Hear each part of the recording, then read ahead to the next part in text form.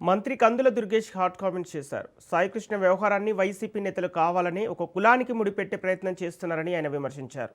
ఇది సరైన పద్ధతి కాదని స్పష్టం చేశారు. ఒక వ్యక్తి తప్పు చేస్తే దాన్ని మొత్తం కులానికి ఆపాదించడం సరికాదని మంత్రి వ్యాఖ్యానించారు.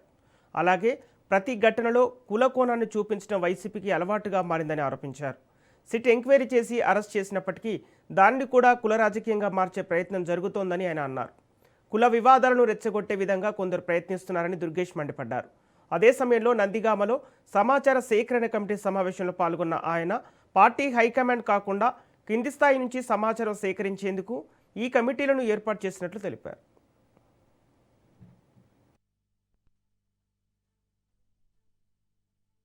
ఎక్కడైనా ఒక కులానికి సంబంధించిన వ్యక్తి తప్పు చేస్తే అదే కులానికి చెందినటువంటి వాళ్ళతోటి విమర్శింపజేయటం, ఇలాంటి కార్యక్రమాలన్నీ కూడా వైఎస్ఆర్ కాంగ్రెస్ పార్టీ అధికారంలోకి వచ్చిన తర్వాత మొదలైనవి.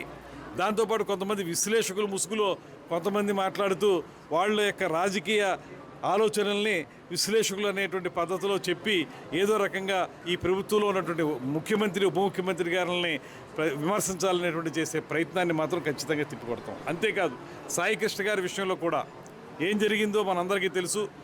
ఆ విషయం బయటకు వచ్చిన వెంటనే రాష్ట్ర ప్రభుత్వం స్పందించి వెంటనే దాని మీద ఎంక్వైరీ వేయించడం, నాగరాజు గారిని అరెస్ట్ చేయడం, తర్వాత సిట్ వేసి సిట్ ద్వారా ఆయన్ని అరెస్ట్ చేసి రిమాండ్కి పంపడం, ఇవన్నీ కూడా వెంటనే చట్టపరంగా ఏం చేయాలో ప్రతి ఒక్క కార్యక్రమాన్ని చేస్తే అందులో కూడా కులాన్ని చూసి అందులో కూడా కుల విద్వేషాలు రగల్చడానికి వైఎస్ఆర్ కాంగ్రెస్ పార్టీ చేసే ప్రయత్నం మాత్రం మేము మాత్రమే తిప్పికొట్టక్కర్లేదు.